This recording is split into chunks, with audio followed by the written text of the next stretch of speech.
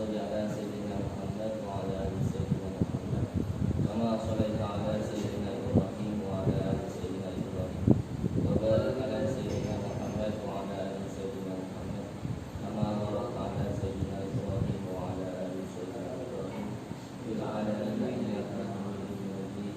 La ilaha illa anta subhanaka inni kuntu minadh dhalimin. Fastajabna lahu wa najaynahu wa kadzalika nunjil mu'minin. Bismillahirrahmanirrahim. Assalamualaikum warahmatullahi wabarakatuh. Innal hamda nahmaduhu wa nasta'inuhu wa nastaghfiruhu wa na'udzu billahi min shururi anfusina wa sayyi'ati a'malina. May yahdihillahu fala mudilla lahu wa may yudlil fala hadiya lahu. Asyhadu an la ilaha illallah wa asyhadu anna Muhammadan abduhu wa rasuluh. A'udzu billahi minasy syaithanir rajim. Ya ayyuhalladzina amanu ya ayyuhan nas ittaqullaha haqqa tuqatih wa la tamutunna illa wa antum muslimun. Bapak-bapak yang sama-sama dimuliakan oleh Allah Subhanahu wa taala, marilah kita ucapkan rasa syukur kita kepada Allah Subhanahu wa taala yang telah menjadikan Al-Qur'an sebagai petunjuk dan rahmat serta kabar gembira bagi kaum muslimin. Shalawat dan salam senantiasa kita selalu curahkan kepada junjungan kita Nabi besar Muhammad sallallahu alaihi wasallam. Bapak-bapak yang sama-sama dimuliakan oleh Allah Subhanahu wa taala, sekali lagi saya mohon maaf bila apa yang dikatakan Ustaz Baroji mungkin saya tegas dulu. Yang pertama, saya tidak bisa baca kitab kuning ya. Itu yang pertama. Lalu yang kedua, saya juga bukan level ustaz. Saya masih mau belajar dan insya Allah saya juga akan selalu hadir ya, karena saya masih ingin belajar sebenarnya. Dikarenakan diamanahkan oleh ketua sami'na wa ata'na, jadi apapun yang saya pelajari insya Allah kita akan sampaikan. Pada malam hari ini kita lanjutkan tentang husnul khuluq. Jadi sebuah sistem Pak ya. Akhlak itu sistem. Jadi ketika di suatu lembaga apapun ya, yang saya sampaikan itu merupakan yang harus kita perhatikan. Nah, saya di sini memang lagi-lagi kajian Pak ya, suatu kajian yang insya Allah sesuai dengan kaidah, tidak keluar dari apa-apa yang kita sampaikan. Apalagi ketika kita beramal kan, ketika kita ibadah bukan ibadah saja yang kita lakukan, tapi ketika konteks kita kepada manusia, hablum minallah, hablum minanas. Nah, kita sekarang bicara hablum minanas. Kalau hablum minallah insyaallah kita sudah ada Ustaz Manan yang luar biasa, Ustaz Idris yang memberikan suatu fikihnya. Nah, saya diamanahkan nih, ya saya harus menyampaikan sekemampuan saya tentang akhlak. Jadi perlu, karena apa? Karena tadi kita itu bahasanya jangan meremehkan soal penentukan akhlak itu, adab. Karena bisa jadi ketika kita akhlak kita gitu kan, ucapan kita, tingkah laku kita gitu kan, kita tidak sesuai apa yang diperintahkan oleh Allah dan yang dicontohkan oleh Rasulullah, bisa jadi hal-hal itu dipertanyakan. Tirmizi di sini meriwayatkan dari Abdullah bin Mubarak tentang pengertian husnul khuluq. Ia mengatakan bahwa husnul khuluq adalah wajah yang cerah, wajah yang ceria. Sehingga apa? Sehingga ketika akhlak kita baik gitu kan. Karena kan ketika kita selalu melaksanakan apa yang diperintahkan oleh Allah, ibadah gitu. Ibadah sholat kita gitu kan, zikir kita gitu kan, tilawah kita, baca Al-Quran, itu akan dampak pada diri kita gitu. Dengan wajah kita, mungkin hati kita nanti gitu. Itu jelas. Karena saya konteks hadisnya lupa Pak. Jadi artinya begini Pak, manusia, tapi sebelumnya saya tanya dulu nih kita, Allah itu menciptakan persendian kita berapa sih Pak? Nih, siapa yang tahu? Pak Guru ada Pak Guru ya? Pamanan Kita harus tanya nih gimana? Para ustaz. Berapa sih Allah menciptakan itu hadis dalam hadis riwayat Muslim Pak ya? Berapa sih? Kalau ada dari kita aja udah berapa ini? coba siapa nih yang tahu? Mungkin Bapak sebenarnya bukan nggak tahu, lupa. Bisa jadi Bapak sudah belajar tapi lupa. Dalam hadis, makanya saya kalau di rumah nggak ada anak yang di rumah. Itu dia tahu. Saya sampai mengeluarkan uang. Saya bilang siapa yang tahu Allah menciptakan persendian yang ada pada diri kita berapa? Berapa jumlahnya? Berapa? Subhanallah, luar biasa. 360.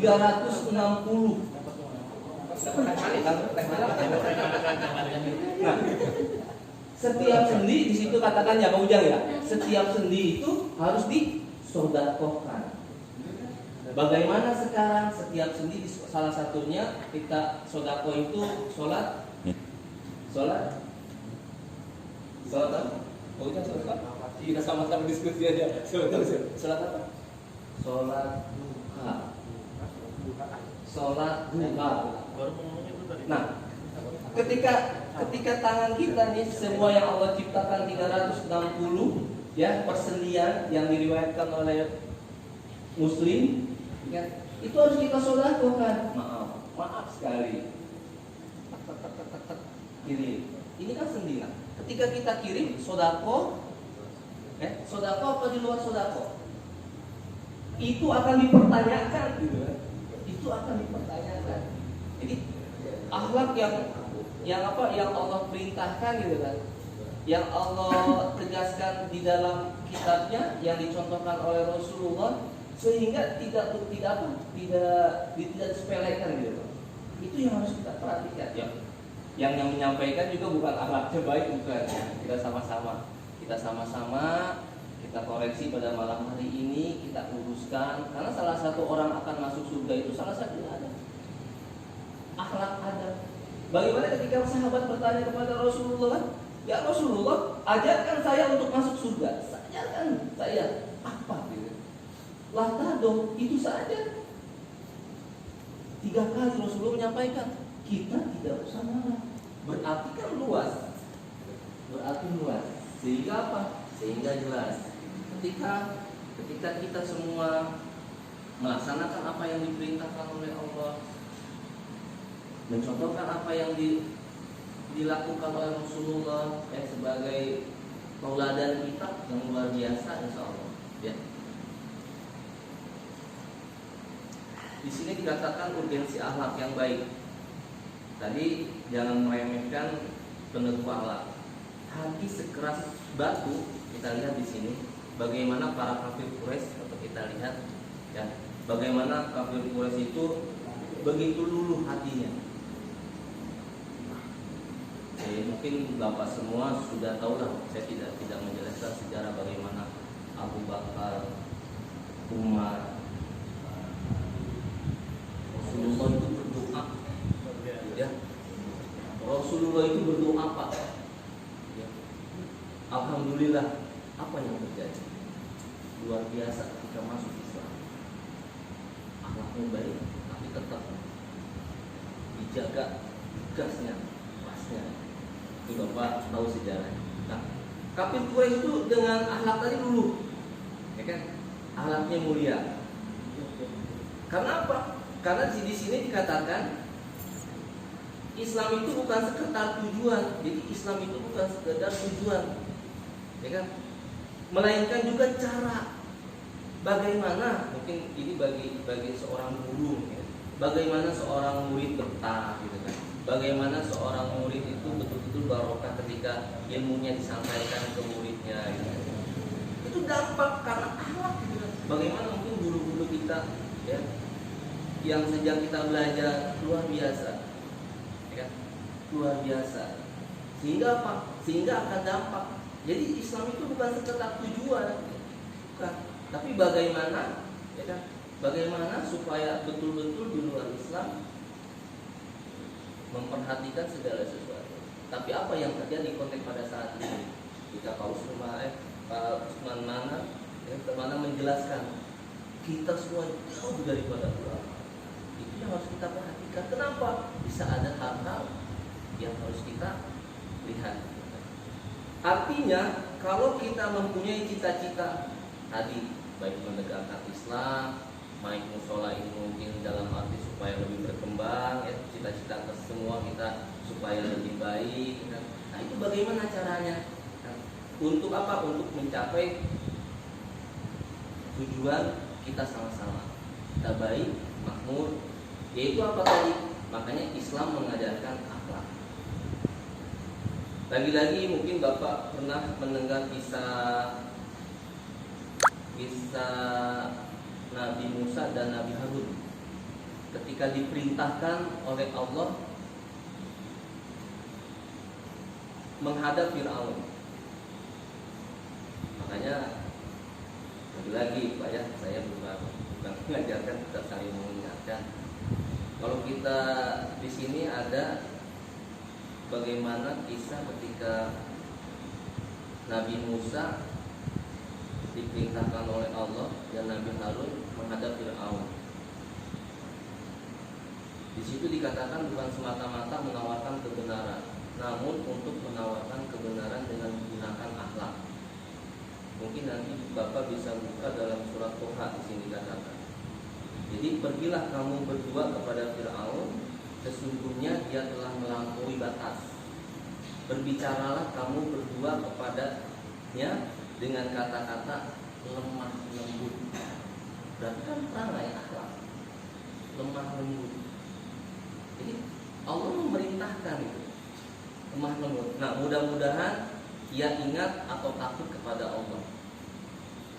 Sama Allah juga, sama Rasulullah juga diperintahkan, ya, diperintahkan oleh Allah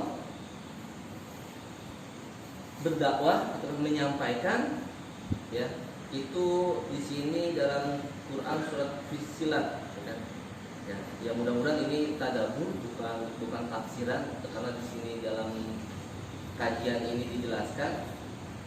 Saya hanya menyampaikan, saya hanya membaca. Siapakah yang lebih baik perkataannya daripada orang yang menyuruh kepada Allah, mengerjakan amal soleh dan berkata, sesungguhnya aku termasuk orang-orang yang berserah diri, dan tidaklah sama antara kebaikan dengan keburukan, maka tolaklah keburukan itu dengan cara yang lebih baik. Maka tiba-tiba orang yang antara kamu dengan dia ada permusuhan menjadi seolah-olah telah menjadi teman setia. Jadi luar biasa konteksnya.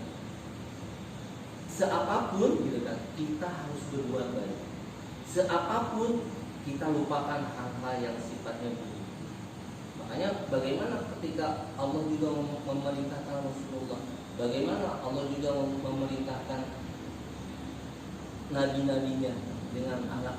Kita dalam arti umatnya, yuk kita sama-sama akhlak kita jaga, sehingga apa? Sehingga luar biasa. Karena kalau akhlak ini kan harus dalam arti, saya mencatat beberapa sesuatu. Jadi saya mencatat lagi nih Pak, saya mencatat lagi dengan belajar lagi gitu kan. Jadi ada pengertian akhlak itu ada beberapa. Yang pertama di sini bahwa perkembangan manusia itu telah ditentukan oleh faktor-faktor yang dibawa manusia sejak lahir. Kalau secara lebih secara intelektualnya, Pak, di sini kan dikatakan nativisme gitu kan. Jadi akhlak yang dibawa sejak lahir, pembawaannya yang terdapat pada waktu dia lahir, itulah yang menentukan hasil perkembangannya. Berupa kecenderungan, bakat, akal dan lain-lain itu bagus, baik.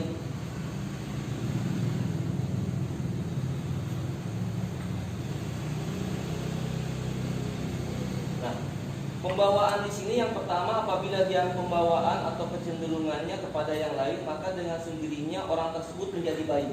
Jadi bawaan Pak, ya, bawaan. Makanya ketika istri kita selalu kita berdoa ketika anak kita yang lahir, yang mudah-mudahan kita inginkan. Terus ada lagi faktor yang kedua di sini dikatakan, saya catat bahwa faktor yang paling berpengaruh terhadap pembentukan diri seseorang adalah faktor luar, yaitu lingkungan sosial, termasuk pembinaan dan pendidikan yang diberikan. Ada dikatakan ada pendidikan di rumah, ada pendidikan lingkungan, ada pendidikan di sekolah. Itu dampak Pak, ya, dampak. Sehingga apa? Sehingga akan dampak pada anak-anak kita.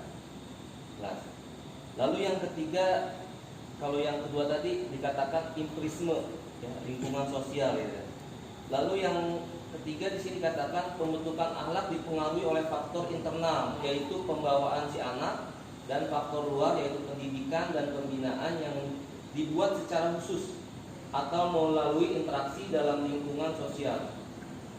Jadi sudah dibentuk, ya, sudah dibentuk. Jadi sudah ada program. Makanya kedepannya ya insya Allah kita sama-sama musola ini kita bentuk nih. Karena generasi yang luar biasa, ya, tapi yakin saya insya Allah bahwa semua sudah mengarahkan putra putrinya baik ke pendidikan pesantren, pondok, sehingga untuk apa ya, untuk dia bekal akhlak yang bagus. Tapi jangan lupa Pak, kita kontrol di rumah, gitu kan. Kadang-kadang ketika kita sudah diserahkan ke wilayah atau ke pusat pendidikan aman, ya, padahal kita belum aman. Ya, itu yang harus kita perhatikan.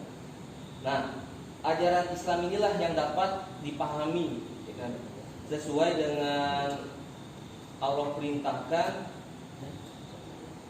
dan Allah mengeluarkan kamu dari perut ibumu dalam keadaan tidak mengetahui sesuatu pun, dan Dia memberikan kamu pendengaran, penglihatan, hati agar kamu bersyukur. Ya. Sehingga apa? Sehingga yang Allah berikan tadi, pendengaran, penglihatan dan hati itu harus kita didik, harus kita arahkan. Ketika mata kita lihat hal-hal yang tidak bagus, tidak baik, itu kan akhlak Pak. Tapi nanti ingat akan dipertanggungjawabkan. Begitu juga pendengaran, ya, pendengaran yang diberikan oleh Allah. Makanya saya baca ada sebuah buku yang sudah diterjemahkan, itu namanya bukunya Marifatul Insan. Jadi mengenal diri kita, ya, Marifatul Insan, mengenal diri kita.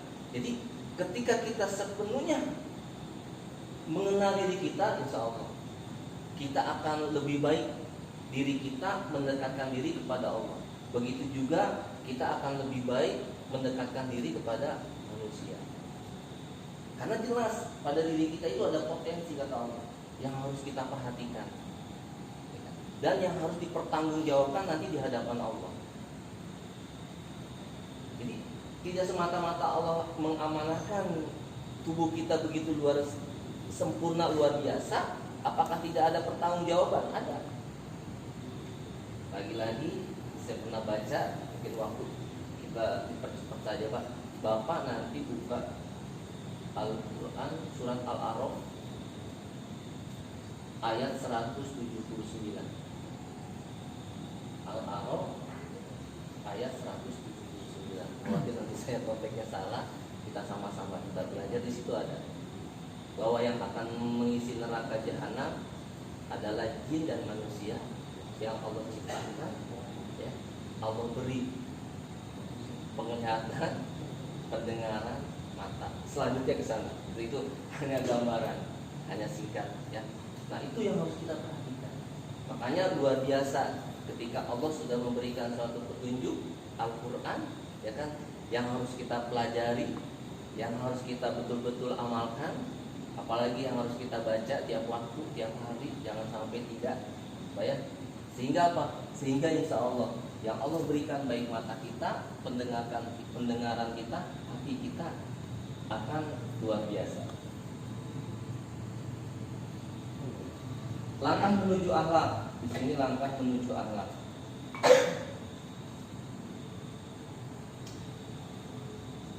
Langkah menuju akhlak di sini dikatakan baik dilakukan dengan 2 langkah secara bersamaan, Pak.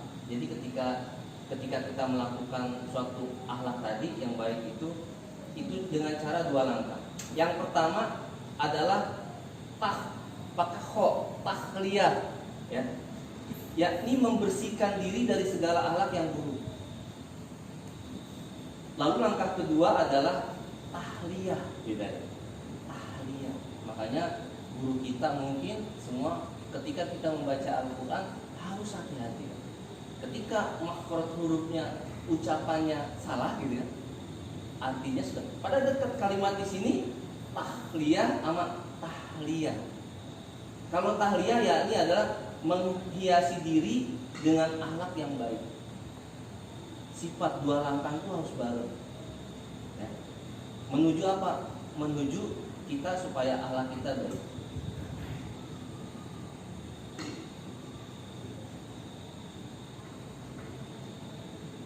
Kalau di sini dikatakan perjuangan itu konteks menghadapi tantangan, Allah menyebut 2 sifat buruk secara khusus. Dikatakan di sini adalah angkuh atau congkak dan riya. Riya ini dikatakan beramal demi untuk dilihat manusia. Ya.